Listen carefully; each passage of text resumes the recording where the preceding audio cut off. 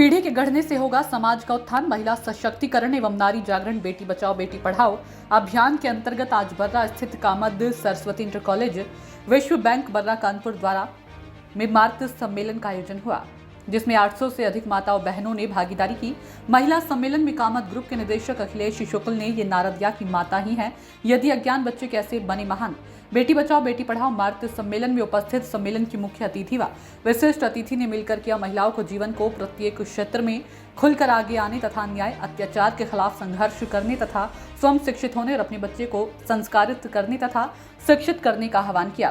कार्यक्रम में विशिष्ट अतिथि डॉक्टर सीमा मिश्रा ने महिलाओं के सशक्तिकरण पर बल देते हुए कहा कि आज के दौर में नारियां प्रत्येक क्षेत्र में समाज का मार्ग प्रशस्त कर रही हैं। नारी का सम्मान जहां है, समाज का उत्थान वहां है। कार्यक्रम में विद्यालय की 151 मालाओं को विशिष्ट अतिथि डॉक्टर सीमा मिश्रा ने सभी लोगों को सम्मानित भी किया। बच्चों ने कार्यक्रम में आकर्षक सामाजिक जागरूकता के कार्यक्रम भी प्रस्तुत किए। कार्यक्रम की संयोजिका स्कूल की प्रधानाचार्य सुगन शुक्ला ने सभी माताओं अभिभावकों को अपने बच्चों को शिक्षा के साथ साथ संस्कारवान बनाने के लिए अपील की।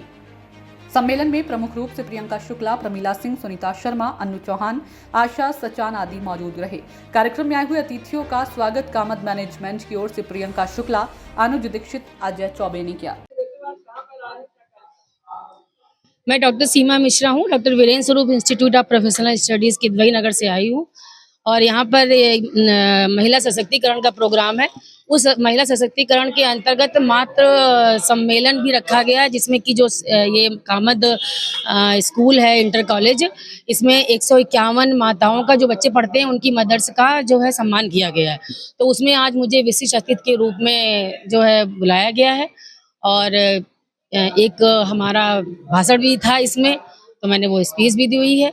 और नारी सशक्तिकरण में मैंने तो स्पेशल ये कहा है कि ऐसा कुछ हो कि इस तरीके के कार्यक्रम नारी सशक्तिकरण के आयोजन ही ना हो जरूरत पड़े, क्योंकि अगर लगातार ऐसा मुझे लगता है कि अगर नारी सशक्तिकरण की इस तरह से कार्यक्रम के आयोजन किए जाएंगे तो वो दिन दूर नहीं होगा कि पुरुष सशक्तिकरण के कार्यक्रम के आयोजन करना पड़ेगा। क्योंकि जो इस तरह की योजनाएं और ये सब बन रही हैं तो और बहुत सारी नारियां और स्त्रियां ऐसी हैं हमारी बहनें कि उन योजनाओं का गलत भी प्रयोग करती हैं। तो कुछ इस तरह की योजनाएं भी बननी चाहिए कि जिससे कि वो गलत प्रयोग ना कर पाए।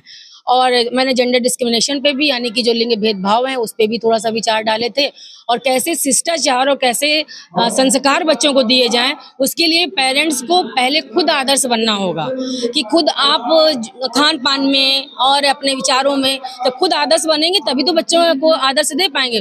खुद आप मोबाइल पे लगे हुए हैं, खुद आप सीरियल ऐसे देख रहे हैं, सीरियल कैसे आ रहे हैं ये सब आपको पता ही है कि आजकल सीरियल कैसे आ रहे हैं। तो हमें चीजें कहानियां बच्चों को वैसी बतानी है जैसे कि राम का परिवार था, जैसा कि कृष्ण का परिवार था, महाभारत में क्या गलतियां हुई हमें वो कहानी बना करके माताओं को सुनानी है, ना कि हमें आज के सीरियल जिसका उसमें दिखाया जाता है कि एक व्यक्ति है, वो उसकी शादी हो चुकी है, उसका ऑफिस में किसी से अफेयर चल रहा है, फिर उस लेडीज का अफेयर किसी और से चल रहा है, इस तरह के सीरियल आ रहे हैं, तो ये क्या संस्कार दे पाएंगे। तो माताओं को ऐसे सीरियल, अभिभावक को ऐसे सीरियल बच्चों के साथ में नहीं दिखाना है, ना ऐसी मूवी दिखानी है। ऐसे हवा में जो सीरियल आते हैं कि जादू से ये हो गया, जादू से वो हो गया, तो जादू से कुछ नहीं होता है। राम को देखा था कि जब वो गए हैं अपने सीता जी को लेने के लिए तो उन्होंने वहां भी समुद्र से प्रार्थना की, रामेश्वरम की स्थापना की और तब जाके सबके, कोई जादू नहीं हो गया कि उन्होंने दिखाया हो कोई जादू करके। तो यानी कि व्यवहारिक रूप से हमें करना होगा और तब बच्चों को संस्कार हम दे पाएंगे। हमें कुछ आइडिया करें।